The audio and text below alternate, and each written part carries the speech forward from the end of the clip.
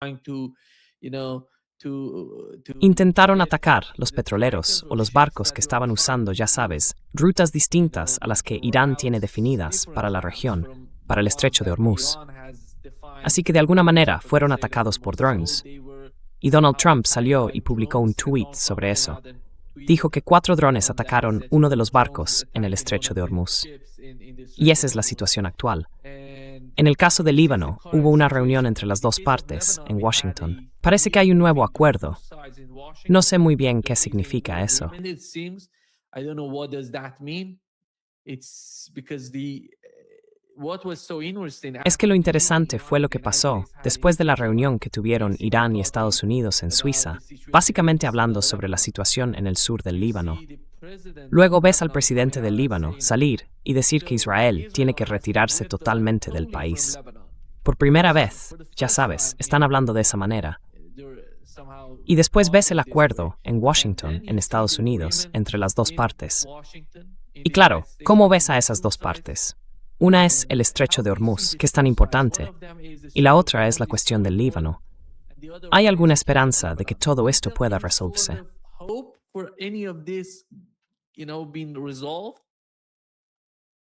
I hope so, yes. I mean, I think several things. I think the probability Eso of us espero, going sí. back in are A ver, very remote. creo varias cosas. In Primero, terms of military pienso que la and probabilidad de que volvamos a intervenir es muy remota, secondly, the al menos en US términos de acción militar o de enfrentamiento directo.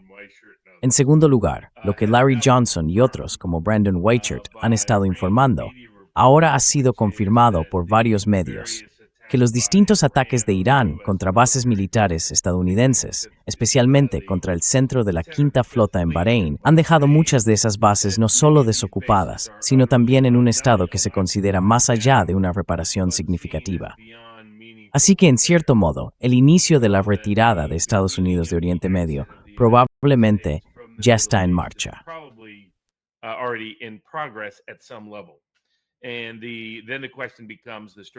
Y entonces la cuestión pasa a ser el estrecho de Hormuz, el Líbano e Israel. Creo que la probabilidad o la posibilidad de un conflicto militar directo entre Estados Unidos e Irán es muy remota en este momento. De hecho, disminuye día a día. Pienso que el estrecho de Hormuz seguirá abierto, al menos en cierta medida, porque hay un límite a lo que Irán puede hacer, o mejor dicho, a lo que puede hacer diplomáticamente con el estrecho de Hormuz, para usarlo como herramienta de presión, sobre todo contra Israel. Una de las razones por las que los intentos de Irán de aumentar la presión económica sobre Estados Unidos no han tenido tanto efecto en los últimos 100 días es precisamente por su propio aliado, China.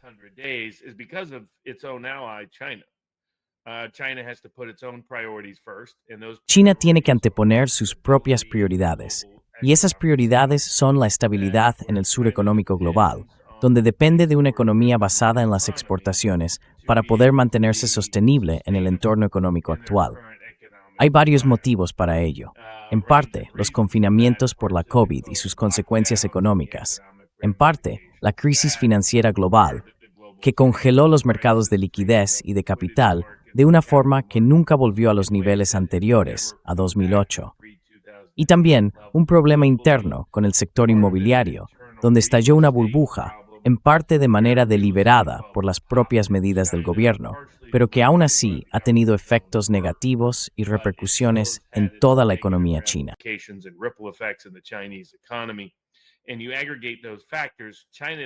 Si sumas todos esos factores, China no estaba en condiciones de permitirse un colapso económico global, incluso si hubiera querido ayudar a su aliado Irán.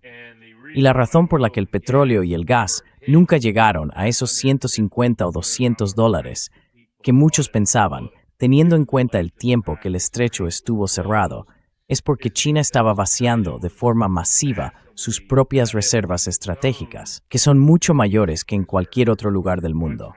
Lo hizo porque había comprado muchísimo petróleo a precios de ganga cuando estaba a 50 o $60 el barril durante la última media década. Y con eso ayudó al sur global, y en particular al sudeste asiático, a Corea, Japón, Australia, lugares que no siempre han sido y todavía no son realmente aliados de China. Pero es que simplemente no puede permitirse que la economía se derrumbe. what that means is Iran's not. Lo que eso significa es que Irán no está en una posición en la que pueda cerrar el estrecho de forma continua y total, simplemente para ganar ventaja cuando le convenga. Legalmente, tendría una posición más sólida si estuviera siendo atacado o bloqueado. Pero, diplomáticamente, quiere arriesgar su relación con China, que ha sido el principal comprador de su petróleo y gas durante la era de las sanciones en la última década, más o menos. No lo creo. Es uno de sus principales aliados estratégicos, uno de sus principales aliados militares y uno de sus aliados más importantes en Naciones Unidas, frente a varias resoluciones en su contra. Pero China también mantiene buenas relaciones con la mayoría de los países del Golfo, así que creo que eso marca un límite práctico.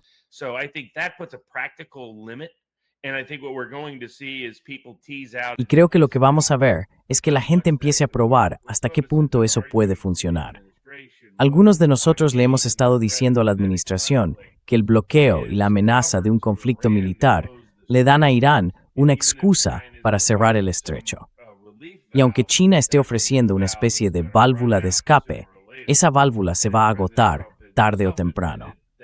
Y como el propio presidente Trump reconoció, esa válvula se iba a vaciar en agosto. Y entonces estaremos en un serio problema. Así que creo que Irán solo puede aprovechar eso ahora que ya no hay una amenaza real de bloqueo. Creo que en los próximos días o semanas veremos cómo muchos de ustedes empiezan a notarlo.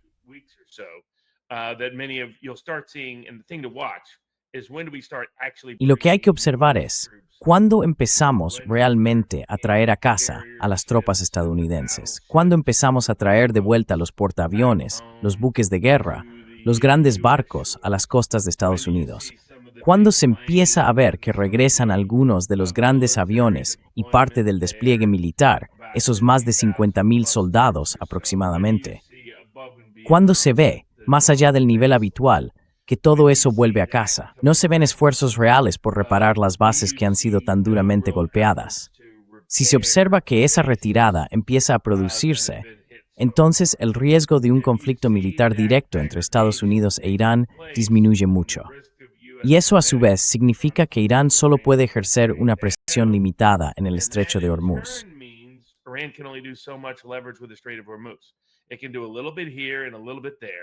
Puede hacer un poco aquí y un poco allá, pero solo hasta cierto punto puede hacer algo por el Líbano.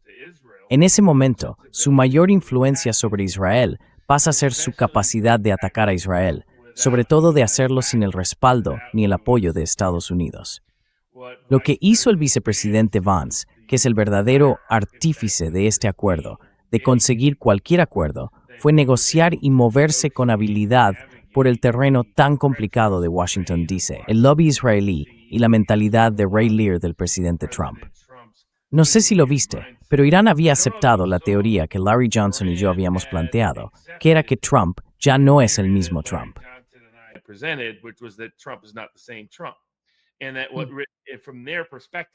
Y eso, desde su punto de vista, según los informes publicados, lo que realmente mejoró su comprensión de lo que estaba ocurriendo y su forma de negociar, su táctica y su estrategia, fue contratar a un grupo de psicólogos. Quiero decir, ¿quién se habría imaginado algo así? Traer a unos psicólogos, Irán, por supuesto, una de las poblaciones más educadas del mundo, y decirles, vale, supongamos que Trump tiene este problema de salud mental o aquel otro. ¿Cómo traducimos lo que dice? ¿Y cómo respondemos en la negociación? Y creo que lo hicieron muy bien, con mucha habilidad en ese sentido. Pero también creo que entienden que tienen una situación tipo Ray Lear en la Casa Blanca estadounidense.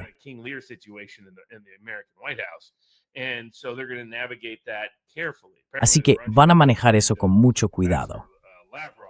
Al parecer, los rusos, según el embajador Lavrov, el ministro de Exteriores Lavrov, le dijo a Rick Sánchez, que a su vez me lo contó a mí, que Trump, ellos se dieron cuenta de eso después de diciembre cuando hubo un intento de ataque contra Putin en Rusia por parte de la CIA en Ucrania.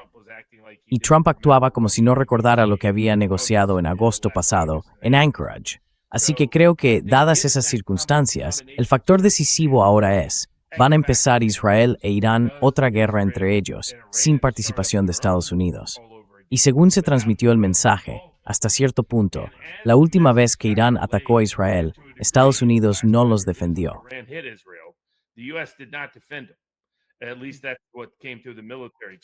Al menos, eso es lo que se transmitió a través de la cadena de mando militar. Israel no puede ganar una guerra contra Irán. Su única esperanza era la protección de Estados Unidos, como mínimo, sus defensas, como mínimo. Si están recibiendo el mensaje de que no habrá defensas estadounidenses, Bibi puede decir todo lo que quiera con su tono fanfarrón. Ya sabes, Ben-Gvir y todos esos locos pueden decir que van a hacer llorar a todas las madres libanesas, porque al parecer, volverse completamente nazi es la nueva ideología en algunas partes de Israel. Pero hablando en términos prácticos, Israel saldría muy mal parado en un conflicto así. Son más vulnerables en su suministro de energía y de agua, simplemente por el tamaño del país.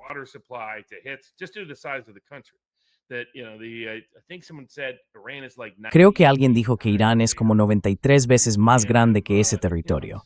Así que bueno, haz las cuentas. Esas cuentas no cuadran. Y, en consecuencia, creo que quizá eso da algo de esperanza. Además, Líbano es un auténtico intermediario, o mejor dicho, los actuales líderes políticos del Líbano lo son, un intermediario de Estados Unidos. Si ves que cambian de postura, significa que Estados Unidos les ha dicho que la cambien. Sé que el vicepresidente Vance estaba contactando con otros grupos en Israel, haciendo llegar el mensaje a Bibi de que podríamos apoyar de forma activa a sus oponentes en lugar de a él. Eso significa que, si pierde las próximas elecciones, lo más probable es que acabe en prisión junto con su esposa. Así que creo que están empezando a moverse. Pero Vance sabe jugar duro.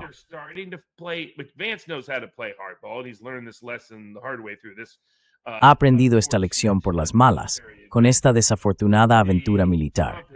Trump ha sido errático y esporádico, y creo que eso va a seguir siendo así. Pero si el lado de Vance en esta ecuación sigue ejerciendo su influencia, y lo hace a través de su presión sobre los responsables del gobierno libanés, que como ya he dicho, son funcionarios casi electos, pero cuyo jefe nominal está ahora en contra de Israel, en lugar de estar en el bolsillo de Israel, entonces eso podría llevar a que Israel tenga que retirarse del Líbano. Y algunos mandos militares israelíes piensan que eso sería mejor de todos modos, porque les están dando una buena paliza. Sí, puedes arrasar hasta los cimientos, al estilo de Gaza, un montón de casas y comunidades, pero no puedes mantener el control. Lo destruyes todo, y aún así no puedes mantenerlo.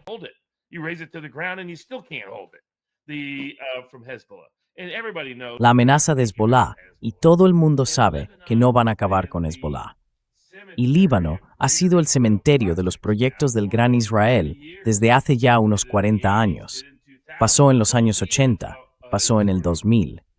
Será, digamos, una de esas situaciones en las que la historia se repite, porque la última vez que hubo una resistencia real de Estados Unidos a la política expansionista de Israel en Oriente Medio fue precisamente con Líbano, y fue con el presidente Reagan. Es lo que he estado pidiendo a la Casa Blanca y a la gente que habla con el presidente Trump, que le recuerden. La estrategia del presidente Reagan fue salir y decirle a Israel que se retirara. Y eso fue lo que pasó en Líbano después de que murieran nuestros marines. No lo usó como pretexto para redoblar la apuesta. Se dio cuenta de que eso era una estupidez. Dijo, nos largamos de ahí.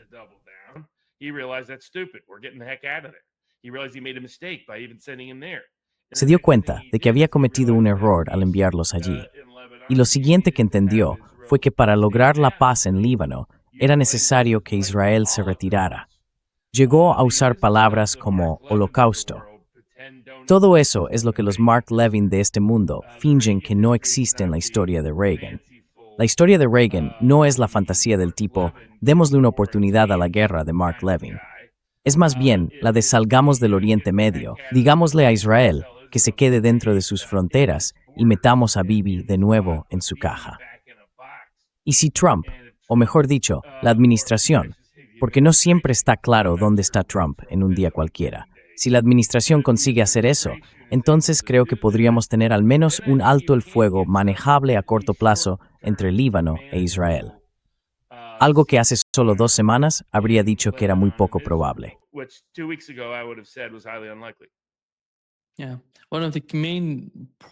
Sí, uno de los principales problemas, como mencionó Marco Rubio durante su visita a Bahrein, Kuwait y los Emiratos Árabes Unidos, es que no existe un sistema de tarifas ni de peajes en el comercio que pasa por el estrecho de Hormuz. Y por cierto, Bloomberg informó hoy que el gobierno de Omán dijo a los europeos que la situación no va a volver a ser como antes de que empezara la guerra. Van a tener que pagar. Esto lo dijo el gobierno omaní y lo publicó Bloomberg. Y aquí está el funcionario iraní, el asesor militar del líder supremo de Irán. Es lo que fue sobre el estrecho de Hormuz.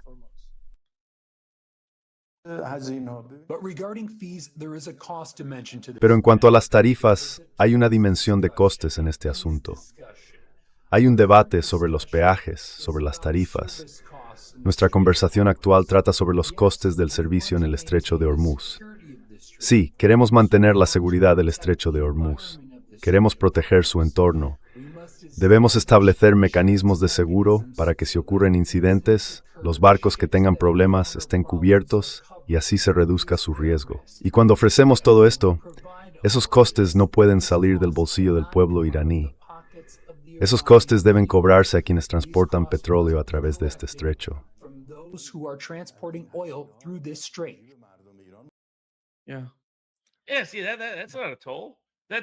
Sí, mira, eso no es un peaje. Es una tasa medioambiental, una tasa administrativa, una tasa de seguro. Irán por fin ha aprendido a estudiar a Occidente. No lo llamas impuesto, no lo llamas peaje, lo llamas tasa por servicio y queda genial. A mí me hace gracia. Pero sí, claro, iban a hacerlo. Van a tomar el estrecho del Bósforo como modelo, más o menos, que la gente olvida. La Convención de Montreux, creo que de 1936, permitió a Turquía cobrar tasas. Las llamaban también tasas administrativas, de gestión y todo ese rollo. Pero llevan cobrando tasas desde hace, ¿qué? Unos 90 años ya. Así que lo único que tienen que hacer es copiar ese mismo modelo.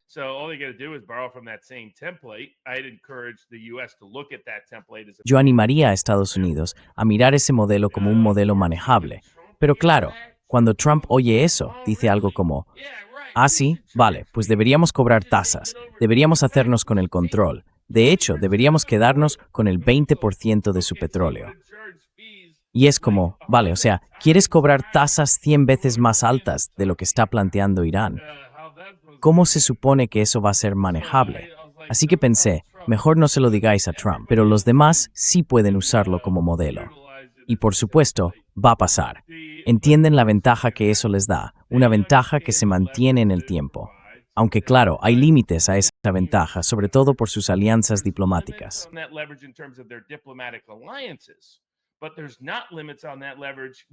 Pero no hay límites a esa capacidad de presión. Lo que descubrieron en esta guerra, en el terreno, es que nada de lo que hicimos pudo reabrir ese estrecho al tráfico normal. Una vez que Irán entendió eso por completo, no iban a renunciar a ello. Nunca van a renunciar a ello.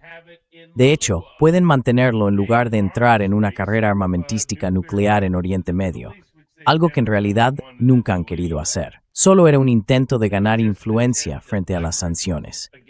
Ahora tienen, el poder definitivo. Controlan el 20% del suministro mundial de petróleo y gas, sin mencionar los fertilizantes y los componentes esenciales, los elementos críticos que forman parte de la cadena de suministro, como el helio para los semiconductores.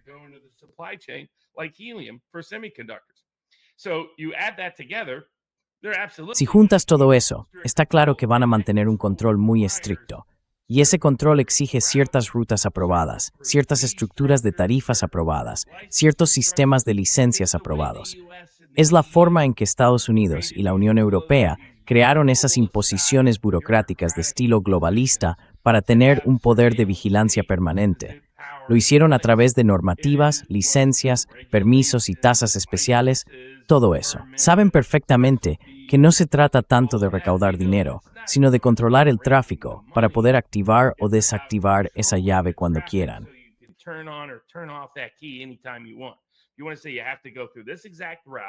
Lo que quieren decir es que tienes que seguir exactamente esa ruta y que necesitas su permiso para hacerlo, para que sepan quién eres, qué eres y dónde estás.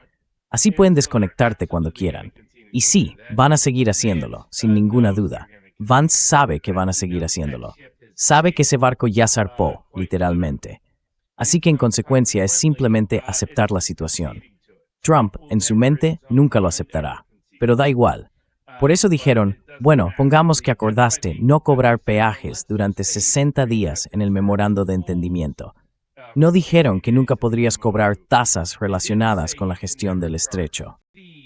Y ahí es donde va a acabar todo esto.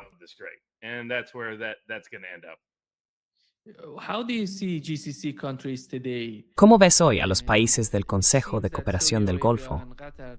Da la impresión de que Arabia Saudí y Qatar se están acercando de alguna manera a la posición iraní, o que quieren formar o redefinir su relación con Irán. Por otro lado, están esos tres países que he mencionado: Bahrein, Kuwait y los Emiratos Árabes Unidos. No parecen estar tan presentes en las conversaciones. Y sinceramente, cuando miro los medios iraníes y las declaraciones de sus funcionarios, no se percibe que den mucha importancia a esos países dentro de la región.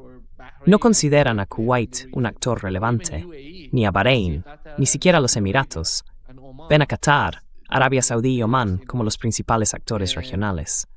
¿Cómo crees que va a percibir eso Washington?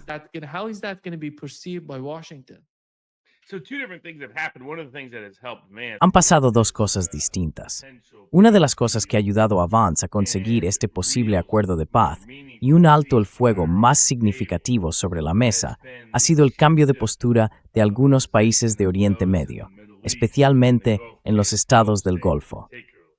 Los saudíes fueron los primeros en bajarse del tren junto con los cataríes, al darse cuenta de que la guerra con Irán era un desastre. Luego vinieron los kuwaitíes y Bahrein, que en realidad es casi una extensión o un proxy de Arabia Saudí, teniendo en cuenta que es un gobierno suní sobre una población chií. Los Emiratos Árabes Unidos fueron los últimos en sumarse. Omán, por supuesto, nunca participó en la guerra. Pero los Emiratos fueron los últimos en incorporarse. Incluso los emiratíes acabaron pensando que, bueno, esa fue una táctica inteligente por parte de los iraníes. Recuerda que, durante un tiempo, todo ting gorbardo hemidol, uno troth. Hasta que finalmente, MBD Syria with que says Call of Duty, si había que decir de Kira Row.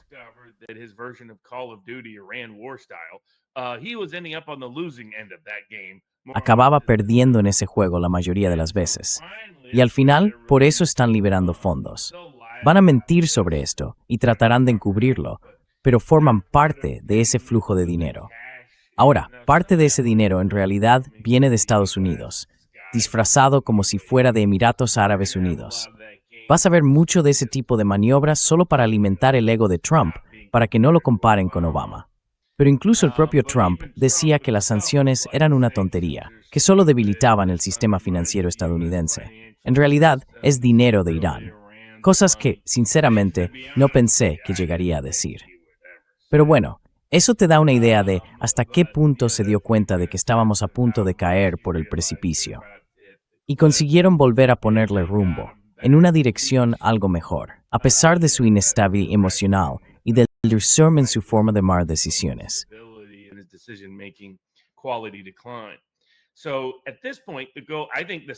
A estas alturas, creo que el segundo factor que también estaba motivando a los actores estadounidenses en todo esto, gente como Elbridge Colby, que son realistas duros, y la escuela geopolítica alineada con Mearsheimer y otros, es que Pakistán, de lo que Larry Johnson ha estado hablando contigo y con otros, Pakistán, Irán, Turquía y los saudíes, son los únicos que realmente se respetan entre sí. No tienen mucho respeto por Irak, que está medio colapsado ahora mismo. Lo mismo pasa con Siria y con Libia. Nadie quiere realmente aliarse con el rey decapitador. Aunque el presidente, ya sabes, aunque Trump mismo sigue diciendo, bueno, al menos el decapitador está contra Hezbollah. Y eso fue gracioso. Era escuchar a los israelíes quejarse. Dios mío, ¿quieres que Al-Qaeda nos proteja? Y uno piensa, ¿quién puso a esa Al-Qaeda en el poder en primer lugar?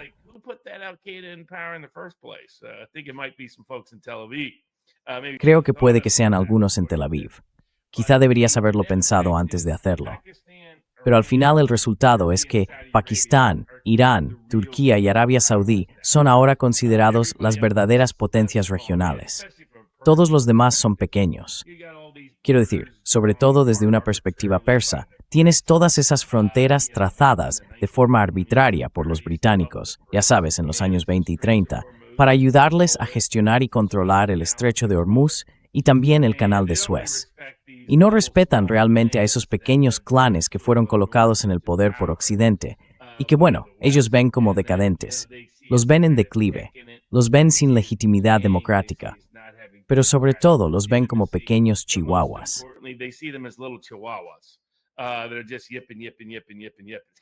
No hacen más que hablar y hablar y hablar sin parar.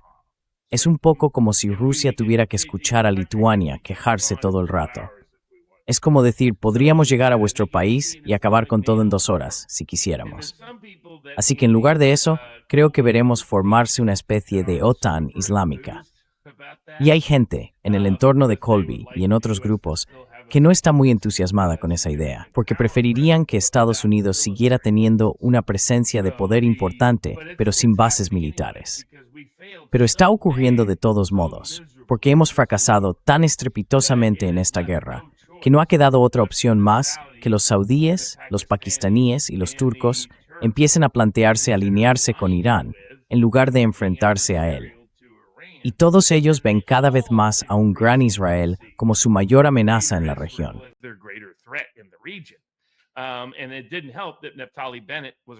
Y no ayudó nada que Naftali Bennett anduviera diciendo, Turquía, la siguiente. Tampoco ayudó que hubiera un montón de israelíes en los medios políticos diciendo, después Egipto. Es increíble. Tenéis un acuerdo de paz con Egipto, por el que Sadat fue asesinado, y ahora estáis hablando de volver a entrar e invadir.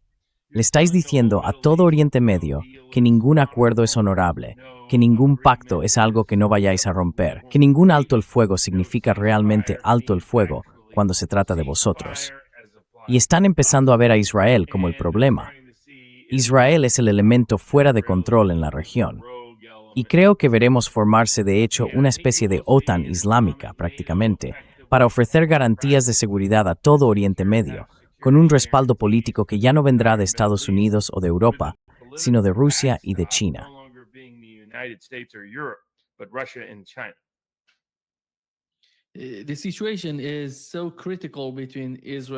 La situación entre Israel y Turquía es muy crítica, y básicamente se debe a lo que está ocurriendo en Siria. Y mencionaste lo del Gran Israel y su plan. No se trata solo del Líbano, se trata del Líbano, de Siria, de Gaza, de Cisjordania, de todo eso. Porque incluso están hablando de Egipto, de ir a Egipto y quedarse con una parte de Egipto. Y esto, Robert, esto es una receta para el desastre en la política exterior de Estados Unidos. Si caben atrapados sin sitios gawitas. Durante las hemisferias de Afganistán, Libia, Siria, y también las fuerzas en Irak. And you had the forces in Iraq, you know. So right now, do you think that the new... Entonces, ahora mismo, ¿tú crees que este nuevo, dijiste J.D. Vance, y este nuevo tono, este nuevo ambiente que está surgiendo dentro de la administración Trump, cuyo objetivo principal es 2028, y que quieren salir de Oriente Medio porque el conflicto se está extendiendo, no reduciendo, que es justo como Israel quiere que sea? ¿Crees que van a poder hacerlo con lo que está pasando ahora? Tenemos 2 secciones, recuerda, la 224 y la 662, la militar y la de inteligencia. Quieren fusionar las dos, Estados Unidos e Israel, en lo que respecta al ámbito militar y al de inteligencia. ¿Cómo lo ves? ¿Crees que eso va a salir bien para, digamos, la facción de Vance en Washington?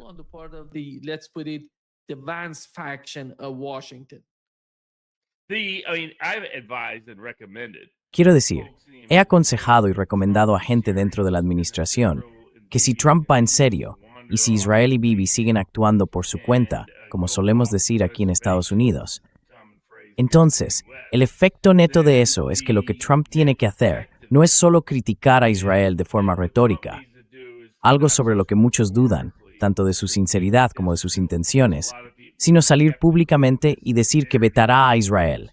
Esas 2 disposiciones, si el Congreso las aprueba, eso, sinceramente, las frenaría en el propio Congreso. El Congreso no va a perder el tiempo aprobando algo que no tiene una mayoría suficiente para superar un veto.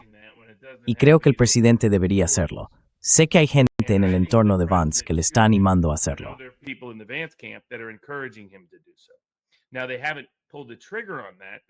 Aún no han apretado el gatillo con eso, porque están esperando a ver si consiguen que Israel llegue a un acuerdo con el Líbano, que se calme, que dé un paso atrás y que logren meter a Bibi de nuevo en su sitio.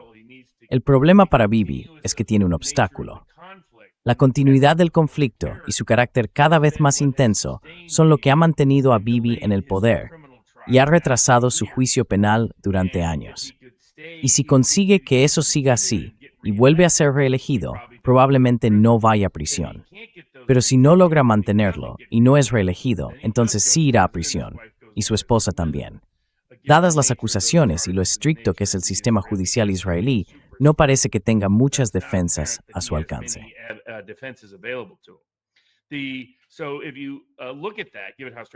Así que, si lo miras bien, teniendo en cuenta lo estrictas que son las leyes israelíes, puede que no tengan que aplicar esa disposición, pero espero que lo hagan, porque estoy de acuerdo contigo. Es un desastre tener a Israel en la base misma de nuestra tecnología militar, que es precisamente lo que establece la sección 224 de la Ley de Autorización de Defensa Nacional. O Tom Cotton, que todavía cree que el lobby israelí puede hacerlo presidente algún día. Así de loco está ese tipo. Su propuesta de fusionar la CIA y el Mossad, no creo que ninguna de las dos vaya a aprobarse en el Congreso, de todos modos. Los demócratas están empezando a darse cuenta. Gente como Dan Goldman. Dan Goldman era un congresista demócrata en ascenso, un gran crítico de Trump.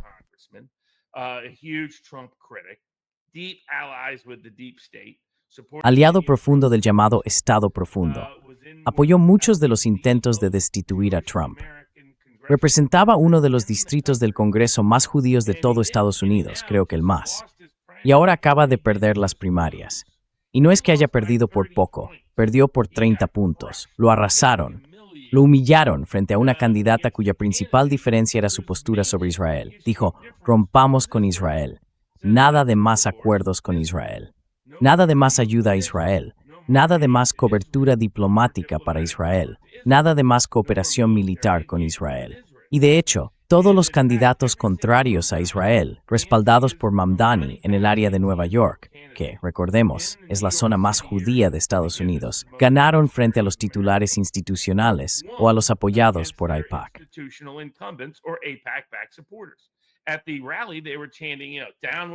En el meeting, estaban gritando, ya sabes, abajo AIPAC, muerte a AIPAC. Quiero decir, eso sonaba como un muerte a Israel salido directamente de Irán. Estaba esperando oír el cántico completo de Irán al momento siguiente. La gente olvida que antes gritaban muerte a la Unión Soviética. Dejaron de hacerlo al cabo de un tiempo. Pero en aquel caso era por una buena causa, o mejor dicho, una causa comprensible. Así que, si miras eso, la política está cambiando. Y está cambiando muy rápido. El próximo candidato demócrata en 2028 será quien parezca el crítico de Israel más creíble y convincente. Joy Reid, de MSNBC, una comentarista liberal bastante convencional, dijo que no apoyará a ningún candidato demócrata que respalde a Israel. Esto se ha ido gestando desde hace tiempo. Todo el asunto de Gaza hizo que casi todos los demócratas se bajaran del tren de apoyo a Israel desde el principio.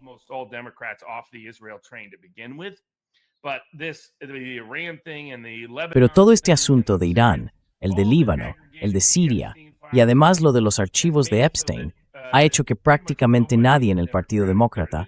Hubo una encuesta reciente. El 50% de los demócratas votará en contra de un candidato solo porque esté apoyado por AIPAC. Solo un 5% votará a favor de un candidato por ese motivo. Así que ya de entrada hay márgenes muy ajustados en la Cámara y en el Senado. Y Thomas Massie y otros llevan tiempo siendo coherentes con esto. Pero incluso lo que Vance ha entendido, y que Tom Cotton, Marco Rubio, John Ratcliffe y algunos de esos otros como Mitch McConnell o Chuck Grassley no han entendido, es que Israel ya no es un activo político en Estados Unidos.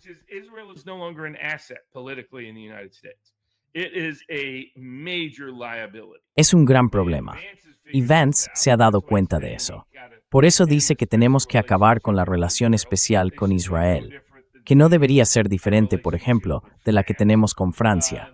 Todo eso de que no se puede ser crítico con Israel sin ser antisemita es una tontería.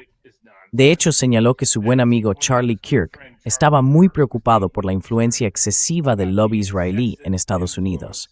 Y eso lo está diciendo el vicepresidente del país. Eso te da una idea de hacia dónde soplan los vientos políticos. Así que es posible que Israel dé uno o dos últimos coletazos de poder político antes de empezar a decaer y perder influencia.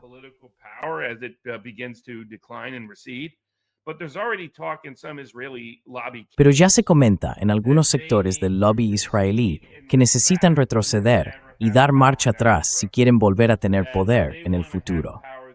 Que si aspiran a tener influencia en la próxima generación de votantes o de cargos electos, deben hacer lo que hizo Israel a principios de los años 80. Seguir el consejo de Ronald Reagan, salir del Líbano y mantener un perfil bajo en cuanto a su intervencionismo en el resto de Oriente Medio durante un periodo considerable. Incluso más tarde, durante un tiempo, reconoció a Gaza y a Cisjordania como fuentes de autoridad independientes para los palestinos. Eso es lo que Israel necesita hacer si quiere mantener de forma sostenible sus relaciones, sus vínculos, su apoyo y su defensa por parte de Estados Unidos.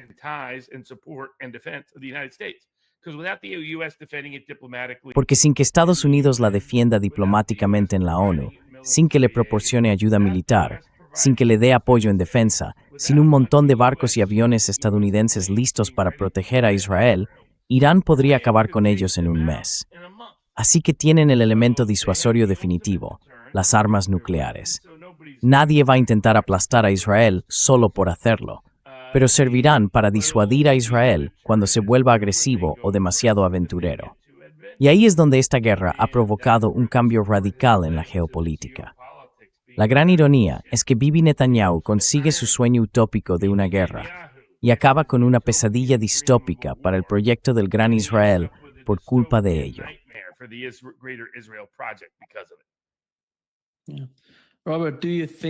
Robert, ¿cuál sería tu respuesta a quienes dicen que quizá después de las elecciones de mitad de mandato, Donald Trump va a volver a la contienda? ¿Y cómo ves esa posibilidad? ¿Es nula?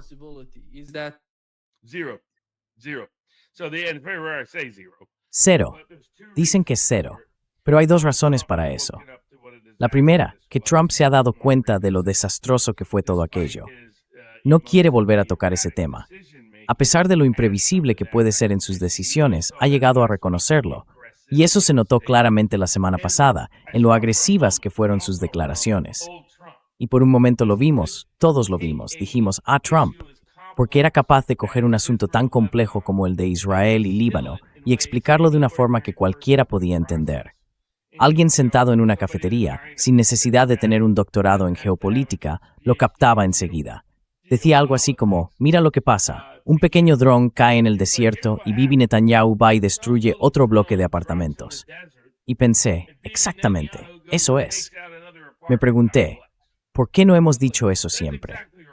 Pero bueno, eso te da una idea.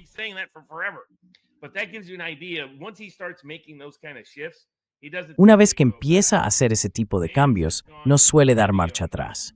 Vance se ha volcado completamente en esto, así que todo está apostado a esa carta. La gente del Departamento de Defensa y los que están alineados con el grupo de Vance nunca quisieron esto, así que todas sus peores predicciones se están cumpliendo. Van a hacer todo lo posible por resistirse. Y, hablando de forma práctica, después de las elecciones de mitad de mandato, los demócratas tendrán la Cámara y el Senado. Van a lanzar investigación tras investigación, juicio político tras juicio político. Trump no puede estar en medio de una guerra mientras todo eso ocurre, porque la guerra no lo frenará, lo acelerará. Así que, dada esa situación, por eso digo que la probabilidad de que volvamos a intervenir militarmente es casi nula, incluso después de las elecciones de mitad de mandato.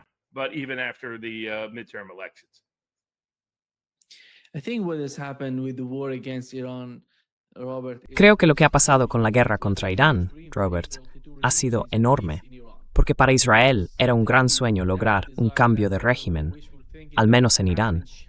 Ese deseo, esa especie de ilusión, se ha hecho añicos como resultado de esta guerra. Entonces, ¿qué más pueden hacer? Y tú mencionabas que Estados Unidos, de alguna manera, está echándose atrás. Y no parece que vaya a volver a la guerra pronto. Al menos, digámoslo así. Y no veo a ningún presidente en el futuro haciendo lo que hizo Donald Trump en Oriente Medio. Es una gran lección, por cierto. Y por eso muchos presidentes de Estados Unidos han evitado este tipo de guerra. Pero la geografía, como dijo J.D. Vance, importa. Hemos aprendido que este es el resultado de la guerra. Y en tu opinión, ¿cómo va a aprender Israel de lo que ha pasado hasta ahora? ¿O van a redoblar su apuesta? En mi opinión, esta es una gran pregunta para toda la región.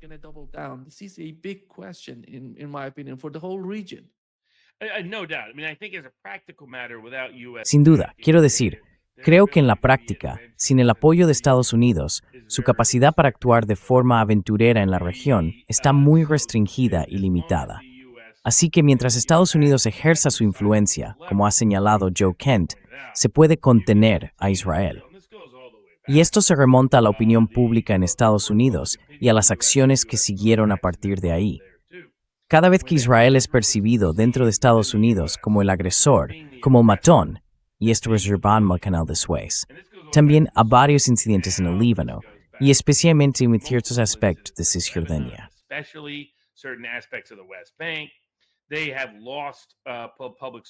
Han perdido el apoyo del público en Estados Unidos y inevitablemente han tenido que dar marcha atrás. Y luego está otra cosa. Creo que hay algo en el Líbano que actúa como el némesis de la arrogancia del llamado proyecto del Gran Israel. Esta sería la tercera vez que en realidad acaban siendo derrotados allí.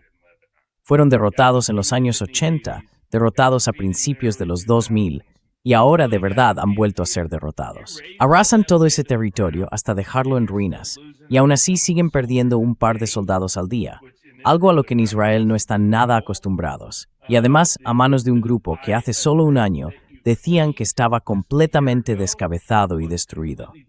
Es, sinceramente, una vergüenza.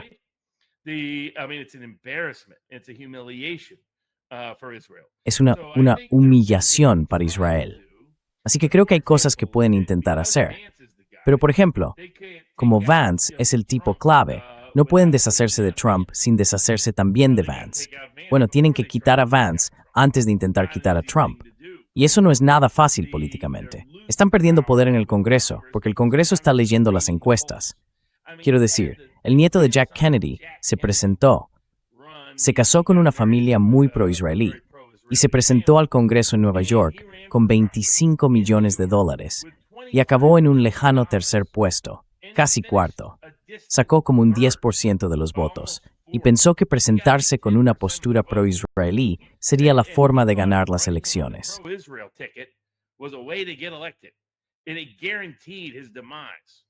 Y eso garantizó su caída. Vance lo ve claramente en el lado republicano. Y vamos, prácticamente cualquiera con un mínimo de inteligencia política lo ve en el lado demócrata. No Chuck Schumer, pero todos los demás sí lo ven. Graham Plantner se presenta con esa idea en el estado de Maine. Y por eso también creo que hay prácticamente cero posibilidades de que hagamos algo después de las elecciones de mitad de mandato. La gente se va a quedar aún más sorprendida después de esas elecciones, cuando, por ejemplo, Maine sea un caso clásico. Un senador republicano de toda la vida, con 30 años en el cargo, muy alineado con Israel, enfrentado a un candidato con problemas personales, pero cuya campaña, en parte, se basa en ir contra Israel. ¿Qué pasa cuando el pequeño estado de Maine vota por el candidato anti-israelí en lugar del veterano y bien establecido senador?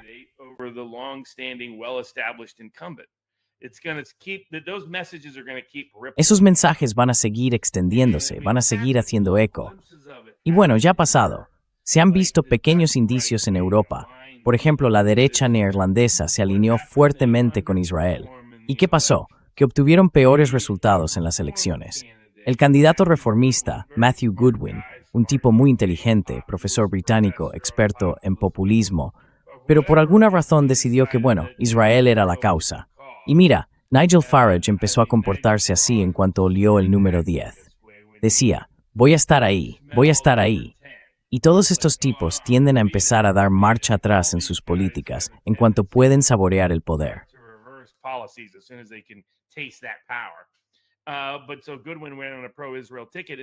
Pero Goodwin se presentó con una plataforma pro-israelí y tuvo un resultado muy por debajo de lo esperado, en un ciclo electoral en el que el movimiento Reform, en general, está obteniendo resultados muy por encima de lo habitual.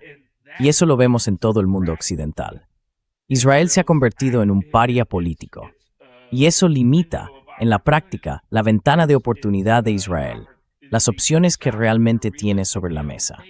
Porque necesitaba el apoyo de la opinión pública en Estados Unidos para contar con la deferencia unánime de los responsables políticos estadounidenses y así poder obtener apoyo público, militar, de inteligencia, financiero, estratégico y diplomático de Estados Unidos, con el fin de llevar a cabo el llamado Proyecto del Gran Israel. Si se elimina la base estadounidense de ese proyecto, se derrumba de inmediato. Y creo que eso es lo que vamos a ver. And I think that's what you're going to see. Sí. ¿Cuál es tu valoración sobre el nuevo movimiento dentro del Partido Republicano? Ese movimiento que representan personas como Tucker Carlson. Dicen, ya no vamos a votar al Partido Republicano. Eso ya lo vimos con los demócratas, si recuerdas. No querían votar por Kamala Harris, por su postura sobre Israel, por su posición a favor de Israel. Y ahora, eso está llegando al Partido Republicano. ¿Cuáles son las repercusiones de lo que ha pasado en Oriente Medio para las próximas elecciones en Estados Unidos? It will be twofold. It will be, one, the Iran war was so catastrophic and so economically damaging and seen as such a political distraction, and by certain key voter groups, a betrayal of Trump's 10-year campaign to keep us out of regime change wars in the Middle East, that Democrats are highly likely, in my opinion, to take both the House and the Senate. The states like Ohio, Pensilvania o incluso Alaska, que se consideraban bastiones republicanos seguros, demostrarán lo contrario cuando llegue el otoño. Las propias encuestas internas de los republicanos los muestran perdiendo en Ohio, en Iowa, en Alaska, en Georgia y en Michigan.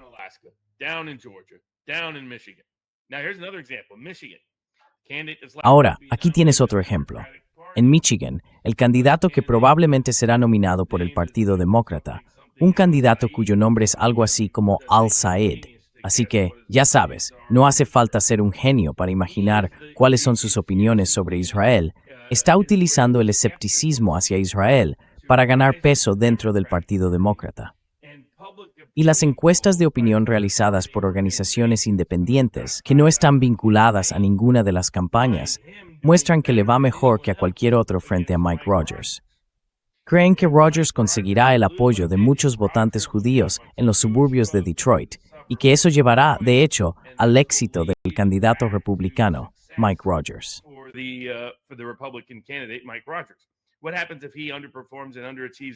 ¿Qué pasa si vuelve a rendir por debajo de lo esperado, como hizo en 2024, pero esta vez frente a un candidato abiertamente anti-israelí?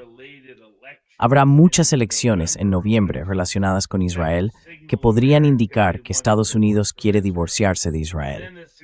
Y entonces, el éxito de un candidato independiente o de un tercer partido en 2028 o más adelante dependerá de hasta qué punto los partidos republicano y demócrata decidan responder a sus votantes. Los votantes republicanos llevan pidiendo un dividendo de la paz desde que cayó el muro de Berlín y terminó la Guerra Fría. Eso fue lo que les prometió Poppy Bush.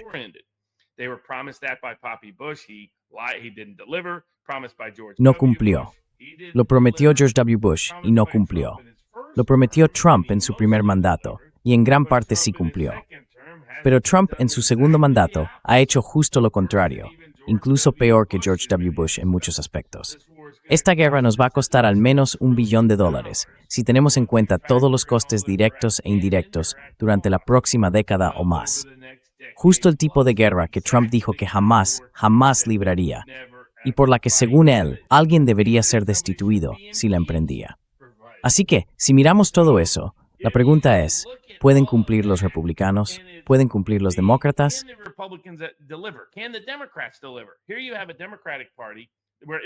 Aquí tenemos un partido demócrata en el que Israel tiene un nivel de aprobación de un solo dígito con Bibi Netanyahu. Y aún así, Chuck Schumer no podría adular más al lobby israelí. John Fetterman está deseando hacer lo mismo. Esta gente está totalmente desconectada de la realidad. Tenemos una especie de clase arrogante, aristocrática y oligárquica propia aquí en Estados Unidos. Y no son solo los tipos del sector tecnológico, sino también los que se comportan como si fueran senadores del Imperio Romano en decadencia. Su gran preocupación es qué premios recibirán por la última aventura militar en el extranjero y si podrán conseguir unos cuantos esclavos más para trabajar en sus fincas, en esas propiedades cada vez mayores que nunca visitan. Tenemos esa misma mentalidad en algunos sectores del Senado de los Estados Unidos.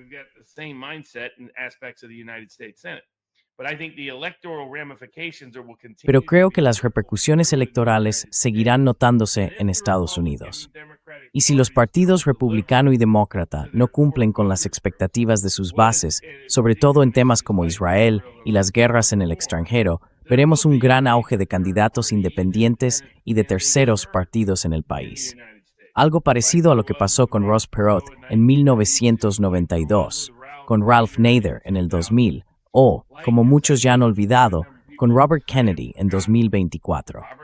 Ser candidato independiente hizo que el Partido Republicano adoptara el movimiento MAGA como parte de su programa electoral.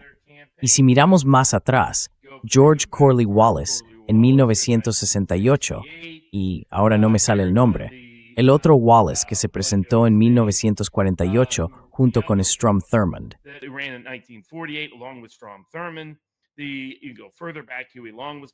Podemos remontarnos aún más atrás. Huey Long iba a presentarse como candidato independiente a la presidencia en 1936.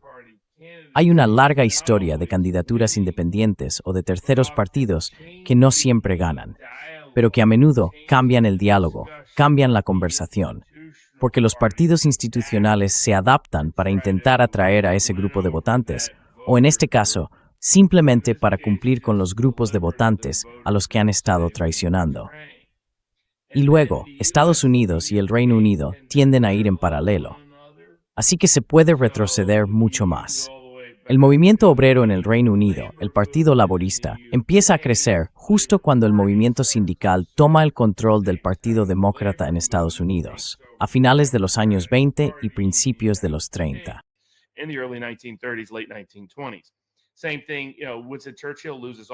Lo mismo, ¿sabes? Winston Churchill pierde el cargo justo después de la Segunda Guerra Mundial. Bueno, pues lo mismo le pasó al Partido Demócrata con Harry Truman en 1946. Perdió la Cámara y el Senado justo después de la guerra. Si miras a gente como Harold Wilson, por ejemplo, en el Reino Unido, se parecen bastante a los demócratas tecnocráticos del estilo de Jimmy Carter en Estados Unidos.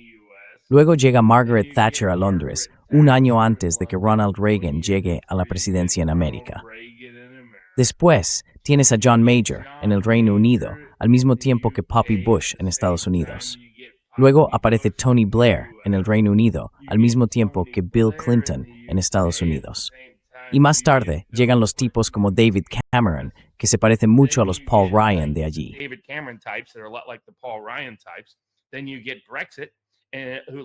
Luego llega el Brexit, que se parece mucho a Trump. Tienes a Jeremy Corbyn, que se parece bastante a Bernie Sanders. ¿Y qué está pasando en el Reino Unido? El Partido Laborista va a desaparecer. Starmer ya está fuera de juego para las próximas elecciones. Los Tories, fuera. Los liberales demócratas, también fuera. Lo que viene son los populistas verdes a la izquierda y los partidos populistas de reforma y restauración a la derecha. ¿De verdad es tan probable que de repente nos desvinculemos del Reino Unido en cuanto a paralelismos y tendencias políticas, cuando no lo hemos hecho en más de 100 años? Así que creo que lo que estamos viendo con Tucker Carlson es el futuro, y ese futuro parece independiente y distinto a todo lo que hemos visto en el último siglo en la política de partidos estadounidense. Sí, interesante. Gracias, Robert, por acompañarnos hoy. Un placer, como fe. Por supuesto. Encantado de estar aquí. Sí, nos vemos pronto. Cuídate. Take care.